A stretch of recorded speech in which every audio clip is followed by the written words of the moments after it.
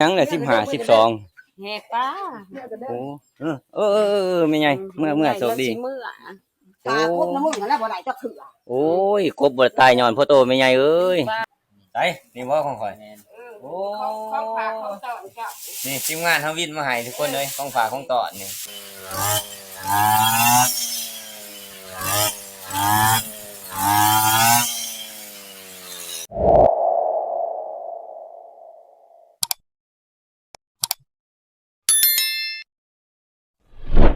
กราบทักทายสบายดีเบ้อทุกคนเนาะมื้อนี้ก็บ่ได้เข้าป่าเข้าลงคือเก่าทุกคนเลยเนาะอยู่บ้านเนาะเกี่ยวข้าวมื้อนี้กำลังเริ่มได้มื้อนี้ทุกคนเลยเนาะเริ่มสิตัดข้าวนี่แหละว่าสิตัดมื้อวานนี่ฝนก็ตกเนาะแล้วก็วันมื้อซื่นก็ฝนก็สิตกเนาะเดี๋ยวบ่ได้ตัดมาตัดมื้อนี้ว่าสิได้ขึ้นภูกับเบาเฮียงเนี่ยกับเบาต่อมก็ได้บ่ได้ขึ้นเนาะมื้อนี้ก็เบาเฮียงเบาต่อมเพิ่นลงมาเด้เนาะแต่ว่าเพิ่นบอกว่าไปเถียงว่าซั่นจักว่าสิไปเอาหยังหรือว่าเพิ่นมานหมูก็บ่จักเนาะไปพุ่นแหละสิไปเบิ่งหมูนำเพิ่นอยู่เถียงพุ่นหาว่าเพิ่นมานเพิ่นบอกเฮาไปเถียงนะทุกคนไปเบิ่งก่อนจักเพิ่นสิมานหยังเนาะเพิ่นว่าไปเถียงพุ่นเพิ่นว่าเด้ผ่านตอบเนาะแต่ผ่านเถียงยังบ่ทันเห็นมานะสงสัยเพิ่นก็อยู่เพื่อนผ่านใหญ่พุ่นบ่จักเนาะโอ้เขาก็ลงเบิดแล้วทุกคนเอ้ยเอาก็บ่ทันฝนก็ตกตลอดเลยกำลังหยุดตกมื้อนี้เนาะฝนแต่ก็มื้อนั้นไปตัดข้าวผ่านป่านะมื้อนั้นทุกคนมื้อผ่านเที่ยงขึ้นบ่จักก็ผ่านเที่ยงขึ้นผู้ซั่นนะ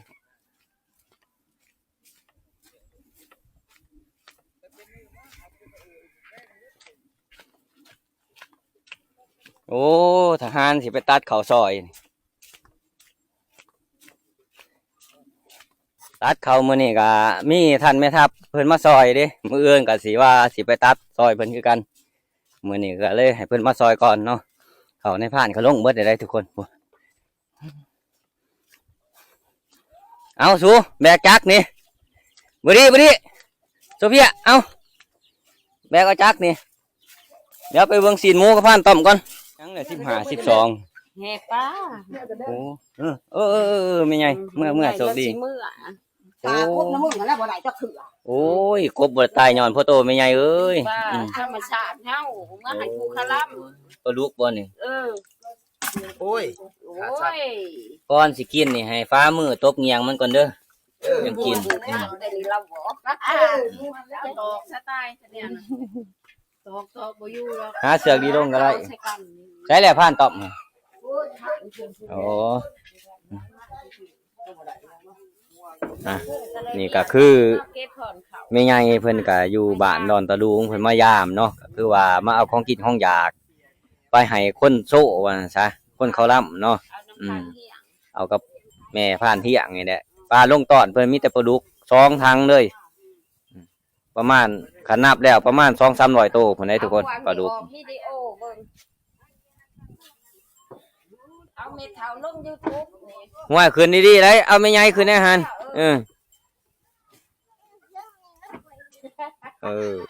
ไปเพื่อสิฮอดก็ใกล้เติบแล้วเนาะเอาโชคดีบายใส่ละป้านตอมไหลยังมาคือว่าพวกวับมานบ่กันบ่มานน่ะดงตัดเข่าเลยห่วยคือทงหนักว่ะเบิ้งเบิ้งโอ้เป็นมานมาแต่ผู้จะได้ถือปืนหรือถือกับดักนี่บักไล่ใส่กับดักโอ้บักไล่ใส่กับดักใส่บักไล่หมูมาโอ้ใส่ตามาเลยแสดงว่าบักไล่อุดมสมบูรณ์เลยโอ้มาหาผ่านตอบทุกคนเลยเป็นมานโอ้ว่าหนาใหญ่ทำไมเนี่ย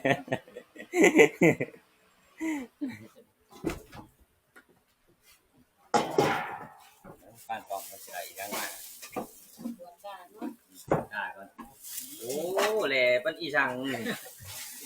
ไปยันขึ้นมันเก่าแล้วนี่โอ้กับว่าไงเนาะหมูเนาะไฟโล่งนะ อันนี้ไม่ทับบ่ได้ขึ้นน้ำมันก็ได้บ่ได้ตัวใหญ่ ทับกูก็บ่ได้กินบ่เขา นี่ตัวมันบ่ใหญ่เนาะบ่แล้วน้อยๆนึง ซัมโตซัมโตอันนั้น ทำตัว6-7แสน ตัวละ1,000 บาท ตัวนั่นแหละตัวละพันเนาะ ใช้ออกสิมันจะขาด เอา ขายมันจะออกใช้กระ ตัว ตุ้ เจ็บ โอ้นี่คงมาเจ็บ บ่ทันมา เพิ่นบ่ทันมาเนาะปาปีนมาก่อน โอ้เขาฝากเขาต่อกับ นี่ทีมงานเฮาวินมาให้ทุกคนเลยของฝากของตอนนี่เป็นมานหมูเนาะก็ประมาณ14-15โลเนี่ยหมูก็บ่ใหญ่เนาะนี่เพิ่นวินมาให้เอ้า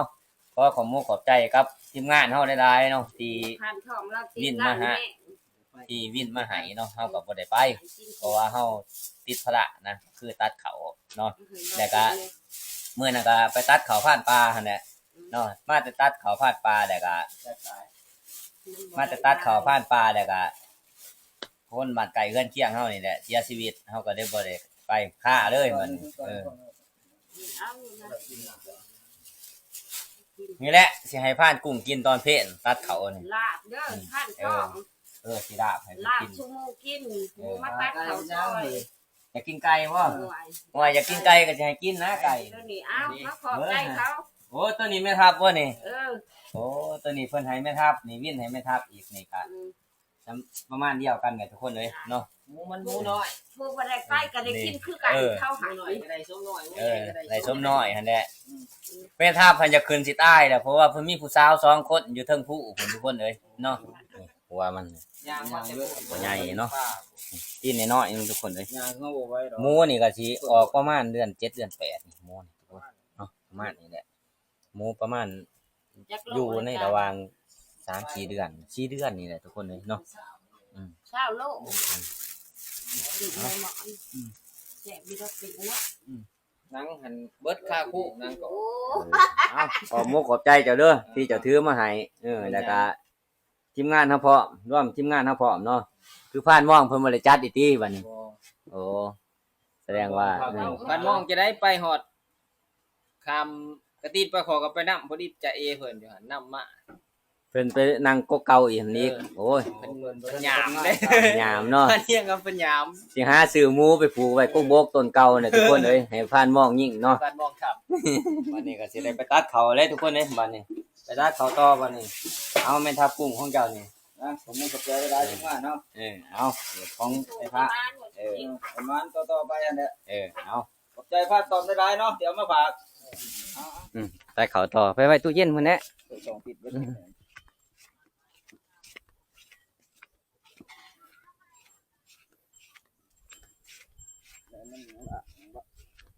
นี่ก็ไปล้างน้ำเกลือพุ่นแหละไล่บ่มีคลองขึ้นนี่หันมานบ่มาน ผมอ่านปานใดก็ได้บ่น้อยตัวซ้ำแค่นี้ นี่ดินี่ ตัวซ้ำแค่นี้นะ เอาให้เมียสุดที่รักเอาไปไว้ก่อนเอา ประหยัดเนาะยังเลย สินหมู สินหมูก็มาให้ จะมาเคี้ยวเลย โอ้ยมันแต่คือว่านี่คืนไปตัดเขาต่อเฮาบัดนี้ มาสิด้วยให้ คือเขาเฮาตรงเบิดแหละทุกคนเอ้ยฝนตกเฮาบ่ได้ตัดจักเทื่อเนาะนี่เอาบ่ทันเลยพุ่นเมียในผ่านเกี่ยวหลองน่ะลงเบิดแหละแถวนี้โอ้บ่จักหลายทุกคนเลย1หลอง2หลอง3หลอง4หลอง5หลองลงเบิดเอาแม่ทับใช่ของพญาแขกบ่นี่ ตัดเป็นจะบ่ เป็นแนวใด นา โอ้ย เขาลูกสำเนาะมีจ่วยบ่สิบ่เผื่อบ่ได้เนี่ย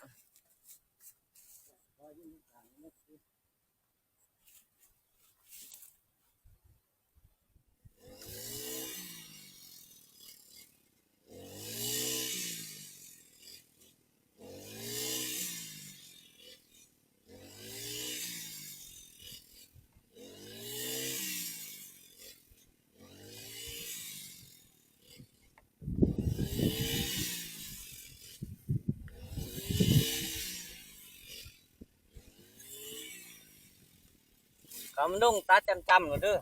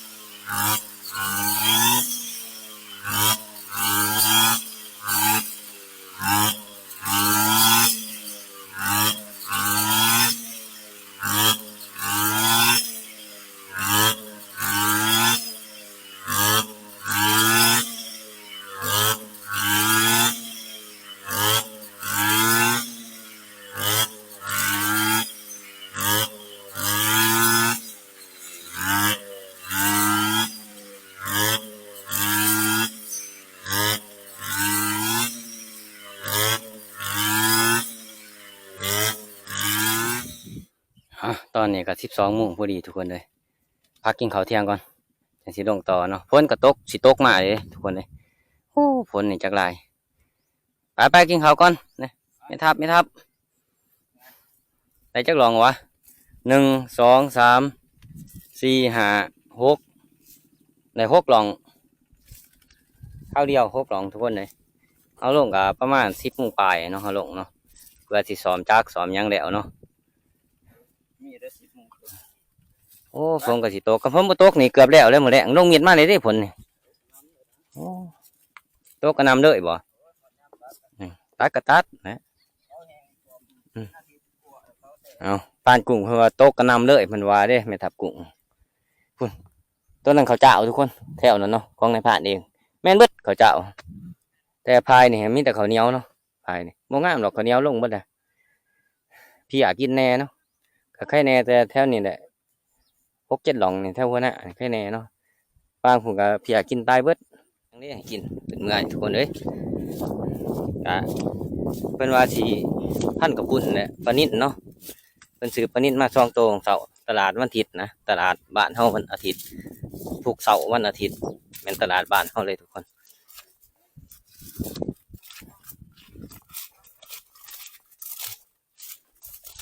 พวกผลคือกันเนี่ยนี่มัดเขาแถวนี้ก็ตัดไว้แต่เฮิงเลยแหละเป็นทิศปลายนะ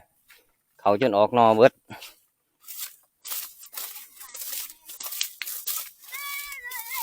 จะได้นุ่งเขาเอาบุกซิบถ้าอยู่ใช้มึงคือบ่ขืนทั้งนั้นพูดเอาขืนเท่านั้นมันจังอันขืนขนาดอันเดียวก็วิทย์เด้อฮะไก่จังได๋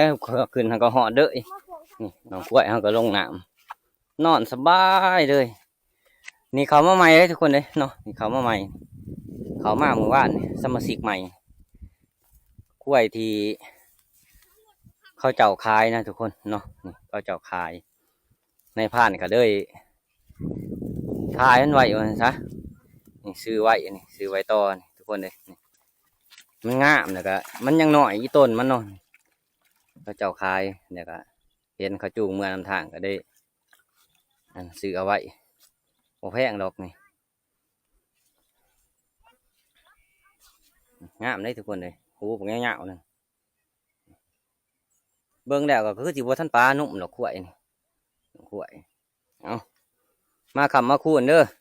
คูนหูยาวกว่าเขาเลยอ๋อคูนก็คือน้องกล้วยเขาเองนะ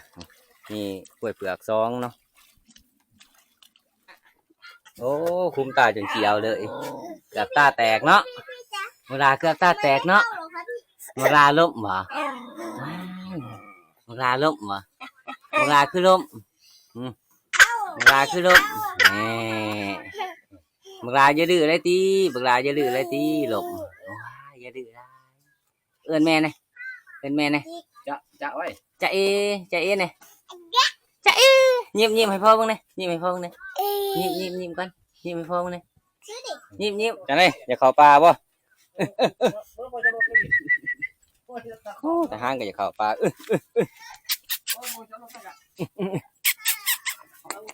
นี่หัวตูบตูบบ่ดินี่มาเบิดแล้วบ่ดินี่เอาคุณเอาแฮะเอาเนี่ยเขาแล้วนี่เอาเขาปลาไปยำหมกเบอร์เนาะคุณโอ้มันเห็ดอยู่ดีตัวเศร้าบ่หยอกน้ำเนี่ยเห็นยังแหละกินอันกระพุ้นขวาสินมูยังหมูป่าแล้วปลดเอามาให้โอ้ขวาสินมูข้างกระพุ้นป้ากับมีบริกิน เป็นยังไงกิน ท่านกระพุ้นขวาสินมู1เขาไม่กินบ่กินเด้อหางบ่ทันอยากบ่ได้หมูป่าพออยากว่ากินได้เถอะลงตัดเขาต่อทุกคนเลยเนาะตอนนี้ก็เวลาบ่าย2 โมงครึ่งนะฝนก็มืดครึ้มเลยอยู่จักสิตกตอนไหนเฮาก็ยังบ่ทันรู้อยู่แต่ว่าสิตัดไว้นะทุกคนเลยแต่ไม่ทับเพิ่นลงก่อนแล้วก็สิให้เมียเพิ่นก็สิมัดขึ้นน้ำนะที่ในพานตัดที่มันเขาลงนะเขาแบบว่าเขามันยุ่งว่าซะในพานก็ตัดกวาดเงาไปเลยหน้าพานโกเพิ่นก็จ้างเขาเกี่ยวแล้วก็จ้างเขามัดเปาะอีกว่า1มาเพิ่นก็เพิ่นเหยียบแก้วนะทุกคนตีนเพิ่นบาดเนาะ แล้วก็นึ่งมาดูเมียเพิ่นก็บ่ค่อยสบายนี่น้อยๆครับรถไถเป็นไรทุกคนเลย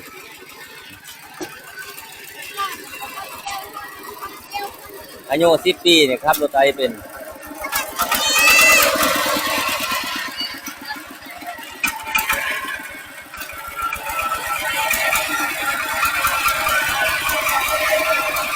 ไอ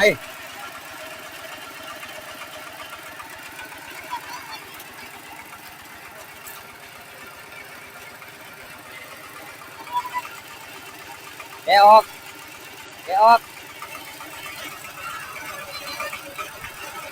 เอาซอยกันเอาออก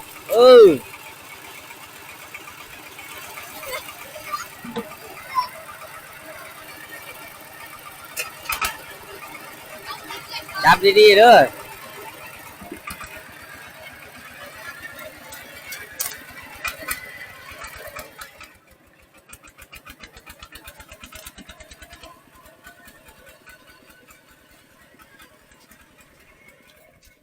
ทหารนี่แต่ลงน้ำทหารนี่ลงไปเหยียบพรเขามันสิลงไปซอยเลยโอ้ทางกับเพื่อนได้ทุกคนเลยจักสิขึ้นบ่ขึ้นเนาะเบิดขึ้น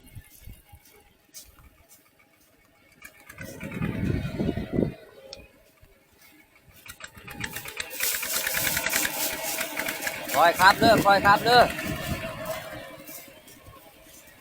หน่อยเก่งเลยซ้ายไปทางพี่ซ้ายหน่อยครับรถเก่งเฮ็ด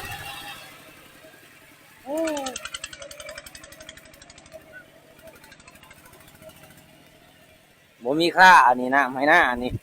เต็มนะให้หน้ากระโลมพร้อมอีกทุกคนเลยบ่ค่านะเอาเข่าลองกันเลยเด้อ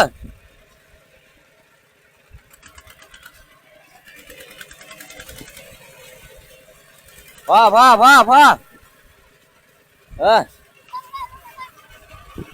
ถอยหลังเขาถอยหลังมานี่ตัดตัวไปนี่ด้วยโดนนี่ออกมาพอดีเอา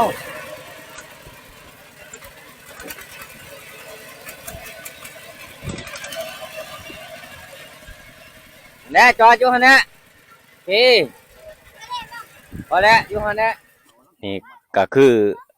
ในผ่านตัดวงเสานะแล้วก็สิมัดขึ้นเลยทุกคนเลยถ้าเฮาบ่มัดขึ้นเลยนี่ฝนตกมาใส่นี่มันก็สิเปื่อยนะเผือกมันเพราะว่าตั้งแต่มันยืนต้นนี่มันก็ยังกรอบบ่แห้งเลยเนาะไปถือฝนนี่เปื่อยเลย1 2 3 4 5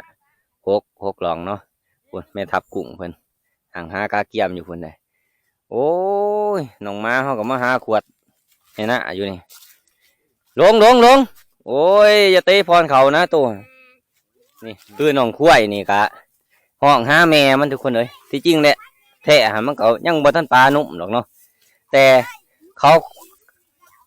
เจ้าพ่อค้าเขาซื้อไปเมื่อวานนี่มันแม่ดุนะเห็นดุมันงามก็ได้ซื้อเอาไว้อีต้นมันห้องหาแม่มันเลยทุกคนเอาห้องหาแม่มันเลยโอ้แต่อีต้นเนาะแม่มันเข้าไปแล้วแม่มันขันสิเอาแม่มันนำกับบ่มีเงินทุกคนเลยเอาแต่ลูกมันเนาะเงินบ่พอ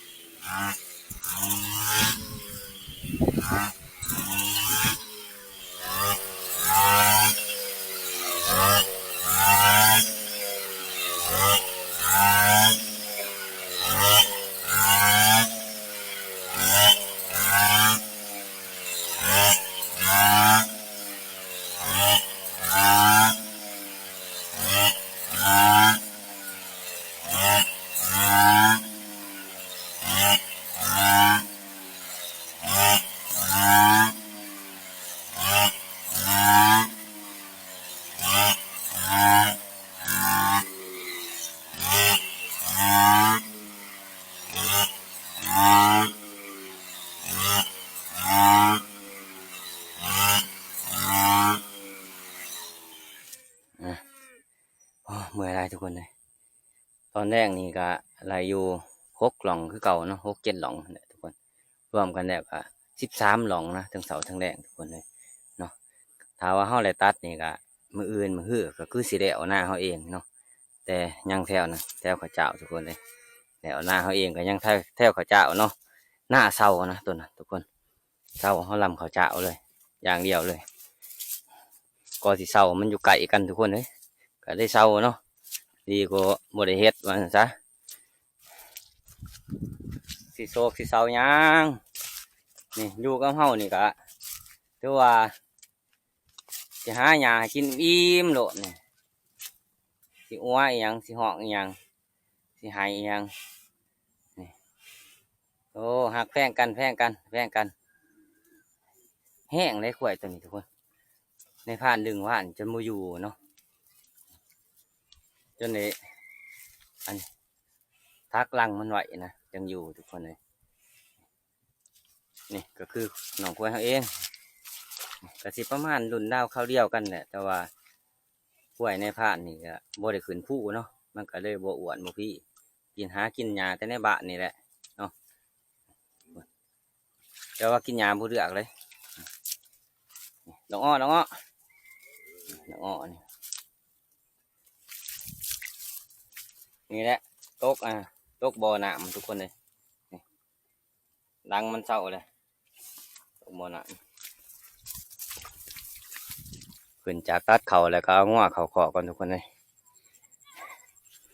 อึ๊บงัวเขามาเนี่ยมีลูกไปจะกินอยู่หน้าเขาพุ่นกาคือในพานมาผูกนี่ก็ผูกหน้าพานเที่ยงเลยเพราะว่าเพิ่นเกี่ยวเขาแต่ร้ายเลยเนาะนี่พวกมันเกี่ยวเขาทุกคนเลยผู้ที่คันว่าพลกับสิไรอยู่70-80 สอบพุ่นเนี่ยเนาะที่บนเพิ่นเกี่ยวแล้วนะไปขอกไปแดงเขาพุ่นเนี่ยไปหน้าเขาเองส่วนหน้าในพานเองนี่ก็4-5 มื้อนี่ก็คือสิมีบนผูกเลยทุกคนเคาะเบิ้งนี่เรือบ่จะเคาะเบิ้งใช้แล้วกบกับป่าเนี่ยกบห่วยไอ้ทายอะไรเป็นยังไงนี่เห็นแต่ว่ารอทายแน่เนื้อบ่ให้ทายบ่เนื้อเขาสิเสียดีกระซิดให้ทายอยู่บ่บ่ให้ทายโอ้ปกตินี่งัวมันจะบ่กินน้ำได้ยามฝนนี่ทุกคนถ้าว่ามันกินน้ำนี่ถือว่าฝนมันจะเบิดเลยเนาะไปโอ้หิวนุ่มอีกตอนเช้าก็คือมีอันให้ผ่านเองมาเอาออกเนาะคือสิบ่ได้กินนุ่มทุกคนเลยเนาะขันในผ่านมาเอาออกเองปลาให้มันกินนุ่มก่อนจังคอยไปผูกมันกินหญ้านะทุกคนนี่ก็คือแถวเขาเจ้าเขานี่แต่เพียงนี่แหละขั้นแดนนี่กกหวานี่ไปเลยกกหวาใส่กกกิกเลยก็ใส่กกขามหัวหน้าทุกคนนี่แม่เขาเจ้าเบิดนี่ก็การว่ามันเป็นมีเป็นหน่วยดีกับสิไรอยู่ประมาณ30-40 สอบนะนี่แถวนี้บ่ได้ใส่ปุ๋ยเลยทุกคนเลยบ่ได้ใส่ปุ๋ยนี่เงินบ่พอซื้อปุ๋ยว่าซั่นซะยังแต่เพียงกกกิกขนาดมาบ่มีเงินซื้อปุ๋ยก็เลยปาไปซะ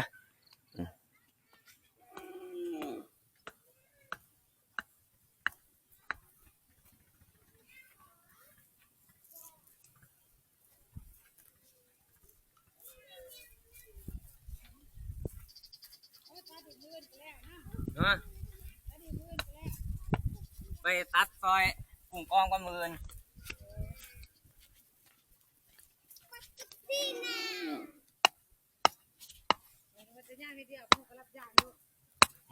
ก็ดีแต่ว่าจังไรเงิน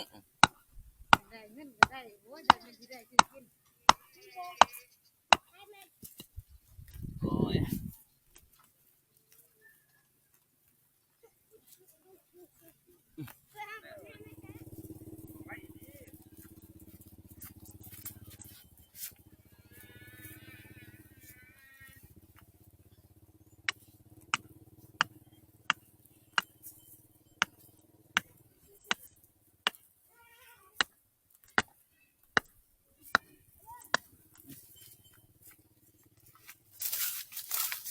ถือว่างานเฮามื้อนี้ก็เสร็จสมบูรณ์เนาะเรียบร้อยมื้อนี้ก็คือว่ามื้ออื่นพอกันใหม่ทุกคนเอ้ยบ๊ายบายเนาะ